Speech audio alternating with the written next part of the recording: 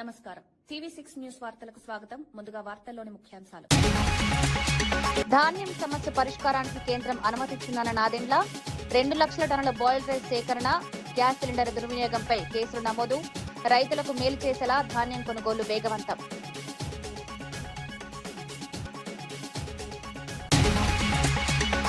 కుట్రలు చేసిన వారిని విడిచిపెట్టనన్న బండి సంజయ్, కుటుంబాన్ని టార్గెట్ చేస్తున్నారంటూ ఆవేదన, అవినీతి వ్యవస్థను దగ్ధం చేస్తారన్న బండి, ఎలాంటి కుట్రలకైనా వెనక్కి తగ్గబోమని స్పష్టం.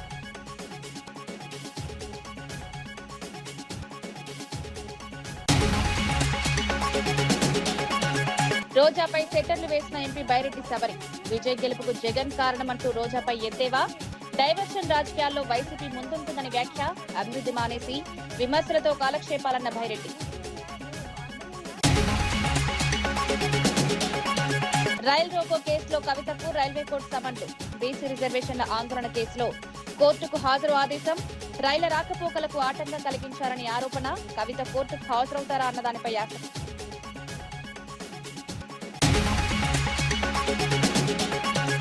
మోదీ పిలుపులపై విపక్షాలు గందరగోళం చేస్తున్నాయన్న భాటియా, కాంగ్రెస్ బంద ప్రమాణాలు పాటిస్తోందన్న గౌరవ్ భాటియా, దేశ ప్రయోజనాలపై ప్రతికూల రాజకీయాలు వద్దని సూచన, వక్రీకరిస్తున్నారంటూ భాటియా విమర్శలు. బండి సంజయ్ కుమారుడు భగీరథ్ పై నమోదైన కేసులో బాధితురాలికి న్యాయం జరగాల్సిందేనని మంత్రి పొన్నం ప్రభాకర్ స్పష్టం చేశారు. మున్నూరు కాపు సంఘాల విమర్శలకు స్పందిస్తూ బాధితురాలు కూడా అదే సామాజిక వర్గానికి చెందిన వ్యక్తి అని పేర్కొన్నారు. అందుకే సమస్యను సామరస్యంగా పరిష్కరించుకోవాలని సూచించారని వివరించారు. ప్రభుత్వం కక్షపూరితంగా వ్యవహరించడం లేదన్నారు. బాధితురాలికి ప్రభుత్వం ఎల్లప్పుడూ అండగా ఉంటుందని హామీ ఇచ్చారు. పోలీసులు నిష్పక్షపాతంగా విచారణ చేస్తున్నారని తెలిపారు. ఈ అంశాన్ని రాజకీయంగా ఉపయోగించుకోవద్దని సూచించారు. కొన్ని మున్నూరు కాపు సంఘాలు కాంగ్రెస్ పార్టీని ఏదో కక్షపూరితంగా చేస్తున్నామని విమర్శించే సందర్భంలో అమ్మాయి కూడా అదే కమ్యూనిటీకి సంబంధించి మీరు ఇష్యూస్ సెటిల్ చేయండి, ఏం చేస్తారో పెళ్ళా ఇట్లా ఆ కంటెంట్ అన్న తప్ప నేను ఎక్కడ కూడా బాధితురాలకు అన్యాయం జరగాలని కానీ బాధితురాలి పట్ల వారికి న్యాయం జరగాలనే అంశం మీద ఎక్కడ కూడా కాంప్రమైజ్ లేదు. బాధితురాలకు కాంగ్రెస్ పార్టీ అండగా ఉంటుంది, బాధితురాలకు పూర్తిగా మద్దతు ఉంటాం. న్యాయం జరగాల్సిందే. ఆ సంఘాలు ఆ న్యాయం జరిగే విధంగా అమ్మాయి పక్షాన్ని నిలిచారని కోరుతా ఉన్నాం. బండి సంజయ్ బాధితులను బెదిరించలేదని హనుమాన్ గుడిలో తడిపట్టలతో ప్రమాణం చేయాలని బీఆర్ఎస్ రాష్ట్ర ప్రధాన కార్యదర్శి డాక్టర్ ఆర్ఎస్ ప్రవీణ్ కుమార్ సవాల్ విసిరారు. నిజమైన హనుమాన్ భక్తుడివైతే నీ కొడుకును పోలీసులకు అప్పగించాలని డిమాండ్ చేశారు. బండి సాయి భగీరథ్ ఎక్కడ తిరుగుతున్నాడో ప్రజలకు చెప్పాలని నిలదీశారు. బాధితురాలికి న్యాయం జరగాల్సిందేనని పేర్కొన్నారు. కేసులో నిజాలు బయటకు రావాలని కోరారు. రాజకీయ ప్రభావంతో విచారణను మళ్లించే ప్రయత్నాలు చేయొద్దని హెచ్చరించారు. ఎండైనా వానైనా అడవుల నుంచి రకరకాల మార్గాల నుంచి కొండగట్టు ఆంజనేయ స్వామి గారి ఆశీర్వాదం కోసం మేము వెళ్తున్నాము. కానీ మీ సుపుత్రుడు ఈరోజు మైనర్ బాలికలను అఘాయిత్యం చేస్తున్నాడు. మరి మీ సుపుత్రుడు ఎక్కడ? ఎందుకు మీ సుపుత్రుడు చట్టానికి దొరకకుండా పరారీలో ఉన్నాడు అని చెప్పి ఈ ప్రశ్న మనమందరం కూడా హిందువులుగా బండి సంజయ్ గారిని అడగాలి. ఇలా మిత్రులారా, మీ అందరికీ కూడా నేను ఒక జాగ్రత్త చెప్తున్నా. ఈ బండి సాయి భగీరథ్ అనే దుర్మార్గుడు ఇప్పటికి కూడా పరారీలో ఉన్నాడు. ఆయన వల్ల ఎంతమంది అమ్మాయిలు అఘాయిత్యానికి గురారో ఇప్పటికైతే మనకు తెలియదు. ఎందుకంటే తెలంగాణ పోలీసులు ఈ కేసులో ఏమాత్రం పురోగతి లేదు. కేంద్ర హోంశాఖ సహాయ మంత్రి యొక్క తనయుడు మైనర్ బాలికల జీవితాలను నాశనం చేసి ఇప్పటికి కూడా చట్టానికి తప్పించుకోకుండా పరారీలో ఉన్నారు.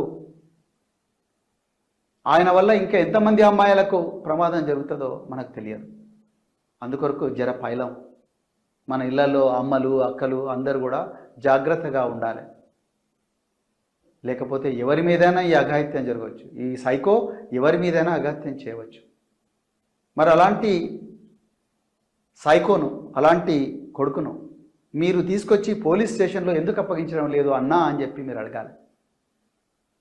ఆ రోజు సంజయ్ గారు ప్రతిసారి కూడా తన ఉపన్యాసాల్లో అంటుంటారు, సోమవారం మనం ఏ దేవుణ్ణి పూజిస్తాం, మంగళవారం అన్నా ఏ గుడికి పోతాం, బుధవారం ఏ గుడికి పోతాం, గురువారం ఏ గుడికి పోతాం, శుక్రవారం ఏ గుడికి పోతాం అని మనందరినీ సభాముఖంగా ప్రశ్నలు అడుగుతూ ఉంటారు. అంటే వారు ఏం చెప్పదలుచుకున్నారంటే, నేను వచ్చిన తర్వాతనే మీకు ఈ గుడి పోవడం అలవాటైంది అని చెప్పి చెప్పదలుచుకున్నారు. బీజేపీ వచ్చిన తర్వాతనే హిందూయిజం అనేది ఈ దేశంలో ఉంది, వచ్చింది అనే చెప్పదలుచుకున్నారు బీజేపీ వాళ్ళు. కానీ ఎన్నో యుగాల నుంచి వస్తుంది ఈ హిందూ మతం, హిందూ ధర్మం. అందరినీ కలుపుకొని పోయే అన్ని ఏ విధంగా అయితే గంగానది అన్ని విధాలు కలుపుకుంటూ పోతుందో ఆ విధంగా హిందూ ధర్మం ఎన్నో రకరకాల భావజాలను తనలో కలుపుకుంటూ పోతా ఉన్నది. కానీ ఈరోజు మనమందరం కూడా బండి సంజయ్ గారిని ఈరోజు ప్రశ్నలు అడగాల్సిన కుట్రలు కుతంత్రాలతో తన కుటుంబాన్ని బజారున పడేశారని కేంద్ర మంత్రి బండి సంజయ్ ఆవేదన వ్యక్తం చేశారు. తనపై జరుగుతున్న ఆరోపణల నేపథ్యంలో భావోద్వేగంగా స్పందించారు. ఆంజనేయ స్వామి లంకా దహనం చేసినట్లు ఈ వ్యవస్థలో ఉన్న దళారులు అవినీతి వ్యవస్థను దగ్ధం చేస్తారన్నారు. శ్రీరామచంద్రుడికే అరణ్యవాసం తప్పలేదని గుర్తు చేశారు. తన గుండెపై కాషాయం జెండా ఉందని, తలపై అమ్మవారి ఆశీస్సులు ఉన్నాయని పేర్కొన్నారు. ఎలాంటి కుట్రలు చేసినా తాను వెనక్కి తగ్గబోనని స్పష్టం చేశారు. తన కుటుంబాన్ని గౌరవంగా దెబ్బతీసే ప్రయత్నాలు చేస్తున్నారని ఆరోపించారు. ప్రజలు నిజం తెలుసుకుంటారని, తప్పుడు ప్రచారాలు నిలవవని సంజయ్ వ్యాఖ్యానించారు. మీరు పెట్టిన నిప్పు ఒక ఆంజనేయ స్వామిలాగా ఈ దళారుల వ్యవస్థను, ఈ అక్రమార్గ వ్యవస్థను, ఈ కుటుంబ వ్యవస్థను, ఈ అవినీతి వ్యవస్థను పక్కా దగ్ధం చేస్తా, దహనం చేస్తా. ఇదే కాషాయపు జెండా పడతా తెలంగాణ మొత్తం చుట్టుముట్టి ఈ రోజు ఎవరైతే కుట్రలు చేస్తుండో, ఎవరైతే కుతంత్రాలు చేస్తుండో, ఎవరైతే నా కుటుంబాన్ని బజార్లో వడేసిండో, ఎవరైతే నా కార్యకర్తల లోపల ఆవేదన రగిలించిండో, నా పార్టీని ఇబ్బంది పెట్టిండో, నా కార్యకర్తల్ని ఇబ్బంది పెట్టిండో, ఏ ఒక్క వ్యక్తిని కూడా విడిచిపెట్టే ప్రసక్తి లేదన్నా. నంద్యాలలో మాజీ మంత్రి రోజాపై ఎంపీ భైరెడ్డి శబరి తీవ్ర విమర్శలు చేశారు. తమిళనాడు సీఎం విజయ్ ను జగన్ గెలిపించాడంటూ రోజా చేస్తున్న వ్యాఖ్యలను ఎద్దేవా చేశారు. తమిళనాడులో జగన్ ఎవరికైనా తెలుసా అంటూ ప్రశ్నించారు. వైసీపీ నేతలు జగన్ ఫోటోతో ప్రచారం చేసి విజయ్ గెలిచాడని చెప్పడం హాస్యాస్పదమన్నారు. డైవర్షన్ పాలిటిక్స్ చేయడంలో వైసీపీ నాయకులు ముందుంటారని విమర్శించారు. అమరావతి అభివృద్ధి జరుగుతుంటే మావిగన్ అంటూ ప్రచారణను తప్పుదోవ పట్టిస్తున్నారని ఆరోపించారు. రోజా ప్రత్యక్షంగా ప్రచారం చేస్తే విజయ్ మాత్రమే కాదు, అమెరికా అధ్యక్షుడు ట్రంప్ కూడా వైసీపీ వల్లే గెలిచాడని చెప్తారని సెటైర్లు పెట్టి నిలబడి ఉంటారు. కానీ ఎవరు జగన్ అంటే ఎవరికైనా తెలుసా? అక్కడ మరీ ఎక్కువైపోయింది వీళ్ళది. డైవర్షన్ ఎవరు చేస్తున్నారు? మావిగన్ అనుకుంటా, ఎక్కడ ముఖ్యమైన ఇవి జరుగుతుంటే మావిగన్ అనుకుంటా ఆయన డైవర్ట్ చేస్తాడు. ఆడ నాయకులేమో విజయ్ గెలిచింది వాళ్ళ కోసమే, ట్రంప్ కూడా వాళ్ళే గెలిపించినారు. మరి ఈ వైసీపీ నాయకులే రోజం వెళ్ళి పాపం ప్రచారం చేసింది ట్రంప్ కోసం, ఆమె గెలిపించింది ట్రంప్. అందుకే ఇట్లా ఉంది పరిస్థితి మనది. ఇవన్నీ కూడా డైవర్షన్ పాలిటిక్స్ ఎవరు చేయడంలే, అభివృద్ధి చేస్తున్నాం. నేను ఒకటే ప్రశ్న, ఆనాడు 5 సంవత్సరాల అధికారంలో ఉన్నప్పుడు కనీసం ఒక ట్రైన్ ఇప్పించలేదు, ఒక అభివృద్ధి పని జరగలేదు, ఒక రైల్వే స్టేషన్. ఈరోజు రైల్వే స్టేషన్ లో ఉన్నాను కాబట్టి రైల్వే స్టేషన్ గురించి మాట్లాడుతున్నాను. ఎక్కడ పోయినారు వీళ్ళంతా? బిజినెస్ చేసుకుంటున్నారా లేకపోతే ఏం చేసుకుంటున్నారు? అది కాదు డైవర్షన్ పాలిటిక్స్ మేము ఎప్పుడూ చేయలేదు. సీఎం గారు లోకేష్ అన్న చూస్తున్నాం, మనం 24 గంటలు 24/7 కష్టపడుతున్నారు. అదే ధ్యాస మాకు ఉంది. ఖచ్చితంగా మా జిల్లా మేము ముందుకు తీసుకురావాలని మేము కూడా కృషి చేస్తున్నాము. ప్రతి ఒక్క సమస్యను మేము తీరుస్తాము. ఖచ్చితంగా అభివృద్ధి చెందుతుంది Nandyal. Thank you. BRS party పర్గాలను కేసీఆర్ తిరిగి తన చేతుల్లోకి తీసుకోవాలని ఎంపీ అసదుద్దీన్ ఓవైసీ సూచించారు. పార్టీ బాధ్యతలు అప్పగించాలనుకునే వారికి గతం గుర్తులేదని వ్యాఖ్యానించారు. గత ప్రభుత్వ హయాంలో జూబ్లీహిల్స్ కేసులో బోర్డు చైర్మన్ కుమారుడి ప్రమేయం ఉన్నప్పుడు ఎందుకు చర్యలు తీసుకోలేదని ప్రశ్నించారు. బండి సంజయ్ కుమారుడి వ్యవహారంలో రేవంత్ సర్కార్ చర్యలకు సిద్ధమైందని పేర్కొన్నారు. గతాన్ని మర్చిపోయి తనపై విమర్శలు చేసే ముందు బీఆర్ఎస్ నేతలు ఆత్మవిమర్శ చేసుకోవాలని హితవు పలికారు. రాజకీయ ఆరోపణల కంటే ప్రజా సమస్యలపై దృష్టి పెట్టాలని సూచించారు. తెలంగాణ రాజకీయాల్లో కేసీఆర్ పాత్ర ఇంకా కీలకమని ఓవైసీ వ్యాఖ్యానించారు. मंदिर है, वहां पर एक बच्ची से इस तरह की हरकत हुई थी. कौन था उस वक्त चेयरमैन?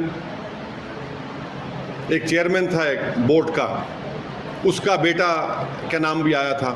जब बीआरएस पार्टी ने क्या किया था, बीआरएस पार्टी को जो है जरा होमवर्क करना चाहिए. हो क्या रहा है कि जब तक के चंद्रशेखर राव डायरेक्ट कंट्रोल नहीं करेंगे और ये ऐसे लोगों के हाथ में अगर छोड़ देंगे तो पहले ही परेशान है. दूसरी बात यह है कि पॉस्को एक्ट बुक हुआ है. कल मीडिया ने, आज मीडिया रिपोर्ट किया कि रेवंत रेड्डी ने एज ए मुख्यमंत्री ये ऐलान किया है कि एक्शन लो. मगर इन लोगों को बड़ी मोहब्बत है मुझसे. अरे तुम कभी झांक के तो देखो तो वो मंदिर के पास जो वाकया हुआ था, आपने क्या किया था? जब सवाल यह है कि हमारी बेटियों को प्रोटेक्शन मिलना चाहिए, सरकार किसी की हो, और उम्मीद करते हैं कि ऐसे मौके पे कांग्रेस की सरकार उस पीड़ित परिवार के साथ खड़ी होगी जो चीफ मिनिस्टर ने कह दिया है। अब इंक्वायरी होगी, law will take its own course.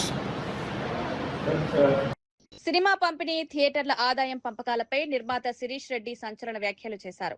Tamil Nadu, Karnataka, ఉత్తరాది రాష్ట్రాల్లో పంపిణీదారులకు నిర్ణీత శాతం ప్రాతిపదికన ఆదాయం ఇస్తున్నారని పేర్కొన్నారు.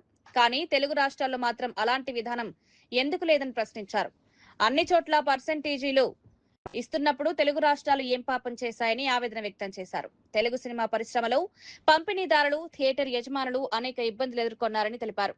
సమాన న్యాయం జరిగేలా ప్రభుత్వం, పరిశ్రమ పెద్దలు ముందుకు రావాలని మేము కాదు మాట్లాడాల్సింది. మేము మాట్లాడితే శిరీష్ రెడ్డి బ్యాడ్, శిరీష్ రెడ్డి ఇలా మాట్లాడతాడు. ఇది కాదు, వ్యవస్థని మొత్తం టోటల్ ఇండియాలో అన్ని స్టేట్లు తిరిగి ఎక్కడ ఏ వ్యవస్థ ఎలా నడుస్తుంది.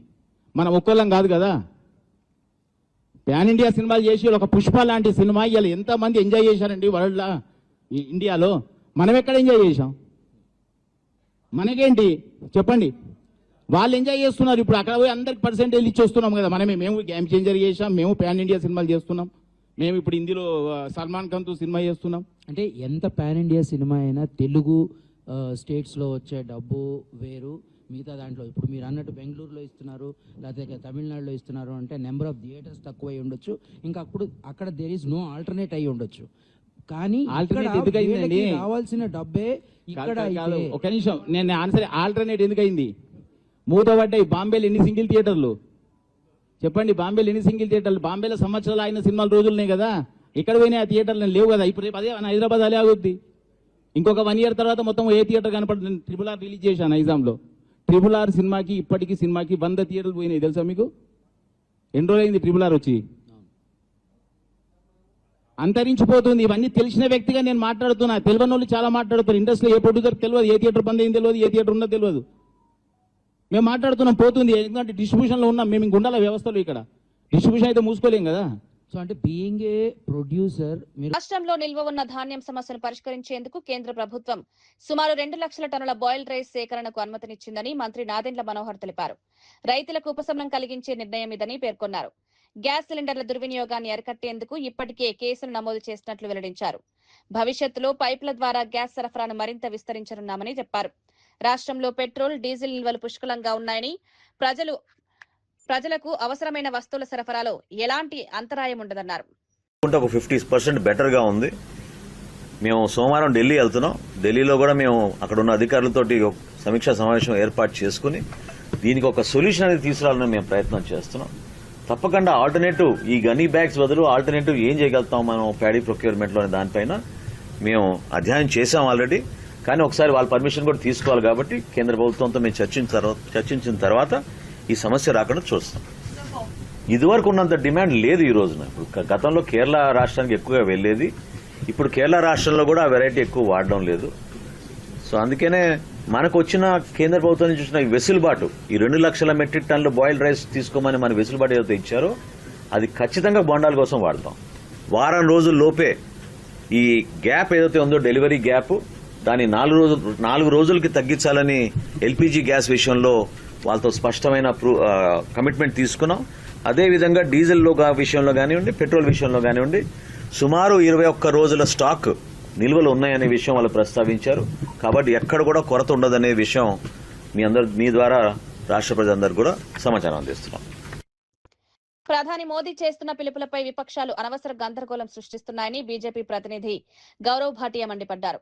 గతంలో నెహ్రూ, ఇందిరాగాంధీ ఇలాంటి పిలుపునిచ్చినప్పుడు కాంగ్రెస్ స్వాగతించిందని గుర్తు చేశారు. ఇప్పుడు మోదీ విషయంలో మాత్రం ద్వంద్వ ప్రమాణాలు పాటిస్తోందని విమర్శించారు. దేశ ప్రయోజనాల కోసం అందరూ కలిసి పనిచేయాల్సిన సమయంలో ప్రతిపక్షాలు ప్రతికూల రాజకీయాలు చేస్తున్నాయన్నారు. ప్రజలు ఈ రాజకీయాలను గమనిస్తున్నారని పేర్కొన్నారు. ప్రధాని సూచనలను వక్రీకరించి ప్రజల్లో అపోహలు సృష్టించే ప్రయత్నం జరుగుతోందన్నారు. దేశ ఆర్థిక స్థిరత్వం కోసం మోదీ ప్రజలకు సూచనలు చేస్తున్నారని వివరించారు. और मुझे याद आता है कि उस वक्त कांग्रेस पार्टी बीन बजाती हुई कह रही थी कि जिम्मेदार नेतृत्व है, एहतियातन ऐसी अपील कर रहा है. लेकिन आज जब आदरणीय प्रधानमंत्री श्री नरेंद्र मोदी जी अपील करते हैं तो विपक्षी पार्टियों को चाहिए कि वो भी कंधे से कंधा मिला के देश के साथ खड़े रहें, लेकिन वो कहते हैं ये भारत की विफलता दर्शाता है। ये कैसे दोहरे मापदंड हैं, ये जनता आज पूछ रही है। और इसी के साथ ये जो भ्रम फैलाने का प्रयास कांग्रेस पार्टी, आम आदमी पार्टी, समाजवादी पार्टी के अखिलेश यादव कर रहे हैं, तो जनता पूरी तरह से ऐसी नकारात्मक देश विरोधी राजनीति। తెలంగాణ రక్షణ సేన అధినేత్రి కల్వకుంట్ల కవితకు సికింద్రాబాద్ రైల్వే కోర్టు సమన్లు జారీ చేసింది. బీసీ రిజర్వేషన్ల కోసం నిర్వహించిన రైలు రోకో ఆందోళన కేసులో రేపు ఉదయం కోర్టుకు హాజరు కావాలని ఆదేశించింది. రైళ్ల రాకపోకలకు ఆటంకం కలిగించారనే ఆరోపణలపై రైల్వే చట్టం కింద కవితతో పాటు మరో 12 మందిపై కేసులు నమోదయ్యాయి. ఈ మేరకు సెకండ్ జ్యుడిషియల్ మెజిస్ట్రేట్ కోర్టు నోటీసులు పంపింది. బీసీ రిజర్వేషన్ల కోసం ఉద్యమం కొనసాగిస్తామని టీఆర్ఎస్ నాయకులు చెబుతున్నారు. ఈ కేసు రాజకీయంగా ప్రాధాన్యత సంతరించుకుంది. రేపటి విచారణపై రాజకీయ వర్గాల్లో ఆసక్తి నెలకొంది. కవిత కోర్టుకు హాజరవుతారా లేదా అన్నది చర్చనీయాంశం.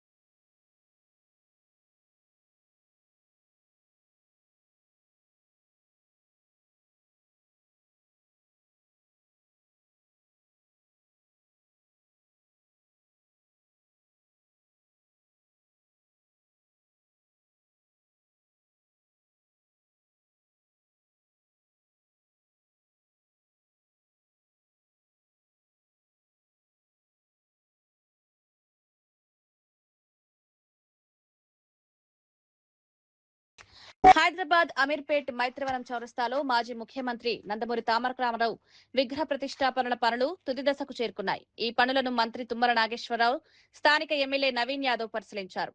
మహనీయుల స్ఫూర్తిని భావితరాలకు అందించాలనే లక్ష్యంతో ప్రభుత్వం ఈ కార్యక్రమాన్ని చేపట్టిందని మంత్రి తెలిపారు.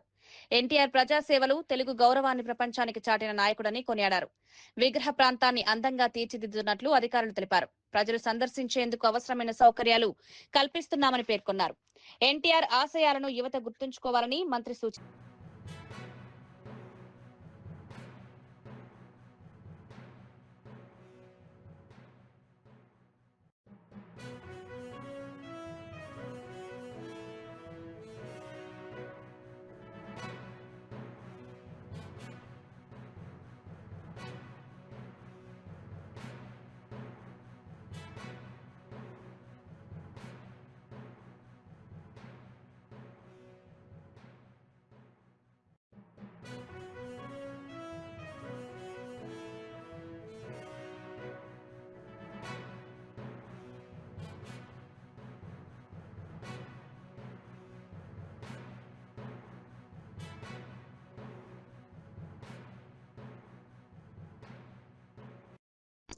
బండి సంజయ్ కుమారుడిపై వస్తున్న ఆరోపణల వ్యవహారంలో బీజేపీ ఎమ్మెల్యే పాయల్ శంకర్ స్పందించారు.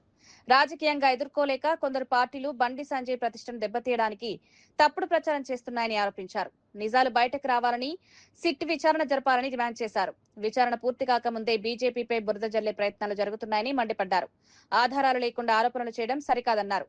పోలీసులు వేగంగా విచారణ పూర్తి చేయాలని కోరారు. రాజకీయ ప్రయోజనాల కోసం కుటుంబాలను టార్గెట్ చేయడం ప్రజాస్వామ్యానికి మంచిది కాని వ్యాఖ్యానించారు. జనతా పార్టీని ఈ విషయంలో ఏదైనా ఇబ్బంది పెట్టాలని కొంతమంది ప్రయత్నం చేస్తా ఉన్నారు. విచారణ పూర్తి కాకముందే, వాస్తవాలు బయటకు రాకముందే ఒక కుటుంబం మీద, ఈ రాష్ట్రంలో ఎదిగినటువంటి ఒక బీసీ నాయకుని మీద కక్షగట్టి కొందరు మాట్లాడుతున్నటువంటి తీరు, కొందరు సోషల్ మీడియాలని ఉపయోగిస్తున్నటువంటి తీరు కొంత బాధగా అనిపిస్తా ఉన్నది. అంటే ఉద్దేశపూర్వకంగా ఒక పక్క సిట్ వేసింది ప్రభుత్వం, ఈ ప్రభుత్వం సిట్ వేసిన తర్వాత వాస్తవాలు బయటకు రావాలా, కానీ వాస్తవాలు బయటకు రాకముందే రకరకాలుగా ఊహాగానాల చర్చలు పెట్టి ఆ రకంగా ఇబ్బంది పెట్టే ప్రయత్నం చేస్తా ఉన్నారు. మొక్కజొన్న రైతులపై దాడులు, అక్రమ కేసులపై వైసీపీ తీవ్రంగా స్పందించింది. రైతులకు మద్దతుగా రేపు చలో మామిళ్లపల్లి కార్యక్రమానికి పిలుపునిచ్చింది. మొక్కజొన్న రైతులను ప్రభుత్వం పూర్తిగా మోసం చేస్తోందని వైసీపీ నేత అంబటి మురళి ఆరోపించారు. రైతుల సమస్యలను పరిష్కరించకుండా వారిపై కేసులు పెట్టడం దారుణమన్నారు. రైతుల పక్షాన నిలబడేందుకే ఈ కార్యక్రమం నిర్వహిస్తున్నామని తెలిపారు. వ్యవసాయ రంగాన్ని కాపాడాల్సిన ప్రభుత్వం రైతులను ఇబ్బందులకు గురిచేస్తోందని మండిపడ్డారు. రైతులకు న్యాయం జరిగే వరకు పోరాటం కొనసాగిస్తామని హెచ్చరించారు. ధూళిపాళ నరేంద్ర ఏమో 2100 కొన్నానన్నాడు, 1650 కొన్నాడు. Is nothing but A broker. దళారీ మాఫియాలకు గ్యాంగ్ లీడర్ అన్నాను, అది వాస్తవం అని నిరూపణ జరిగింది. ఇది ఇలా జరిగితే దానికి తీవ్రమైనటువంటి ప్రతిస్పందన వచ్చింది. రాష్ట్ర వ్యాపితంగా ఈ విషయం వెళ్ళడం, ముఖ్యమంత్రి గారు కూడా ప్రతిస్పందించి కేంద్ర ప్రభుత్వానికి వెంటనే మొక్కజొన్న కొనుగోలు కేంద్రాలు తెరవాలని ఉత్తరం రాయడం జరిగింది. అప్పటి నుంచి ఈ ధూళిపాల నరేంద్ర నేను ఏదైతే మొక్కజొన్నల కోసం రైతు పక్షాన గొంతెత్తి చాటానో నన్ను సాధించాలని గత నెల 4వ తారీఖున ఒక పెద్ద ప్రణాళిక రచించారు. శ్రీవాణి నిధులన్నీ నారా లోకేష్ పాలవుతున్నాయని టీటీడీ మాజీ చైర్మన్ భూమన కరుణాకర్ రెడ్డి ఆరోపించారు. రోజుకు 800 శ్రీవాణి టికెట్లు మాత్రమే ఆన్లైన్ లో అమ్ముతున్నారని, అవి 1 నిమిషంలోనే అయిపోతున్నాయని తెలిపారు. చెన్నైకి చెందిన పద్మావతి ట్రావెల్ ఏజెన్సీ శ్రీవాణి టికెట్లను బ్లాక్ లో అమ్ముతోందని విజిలెన్స్ నివేదిక బయటపెట్టిందన్నారు. టీటీడీ చైర్మన్ బీఆర్ నాయుడుకు చెందిన ట్రావెల్ ఏజెన్సీకి పద్మావతి ఏజెన్సీకి ఉన్న సంబంధాలపై విచారణ జరపాలని డిమాండ్ చేశారు. భక్తుల విశ్వాసాన్ని దెబ్బతీసే విధంగా వ్యవహరిస్తున్నారని మండిపడ్డారు. హస్తం ఉన్నదనని కోడై కూస్తున్నది ట్రావెల్ క్లబ్ 4X. ఈయన దాదాపు ఈ 30 సంవత్సరాలుగా ఈ ట్రావెల్ క్లబ్ 4X అన్నదాన్ని నడుపుతున్నాడు. ఈ ట్రావెల్ క్లబ్ 4X కి చెన్నైలో ఈ రోజు పట్టుబడ్డటువంటి పద్మావతి ట్రావెల్ ఏజెన్సీకి, అలాగే ఇక్కడ బ్రోకర్లుగా ఉండి టికెట్లు అమ్ముతున్నటువంటి ట్రావెల్ ఏజెంట్లకి ఉన్నటువంటి సంబంధం మీద విజిలెన్స్ విచారణ జరపాల్సినటువంటి అవసరం ఉన్నది. వెంకటేశ్వరుని నిధులన్నీ కూడా లోకేష్ పాలవుతున్నాయి.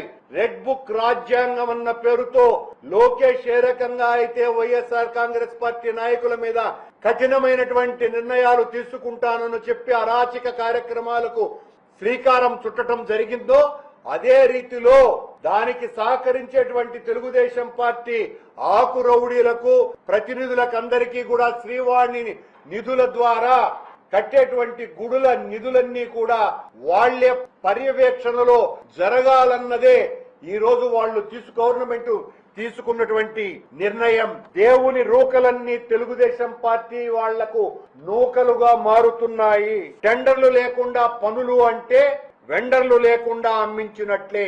నిధులు నేరుగా ప్రజాప్రతినిధుల జోబుల్లోకి మారటానికే ఈ కుట్ర.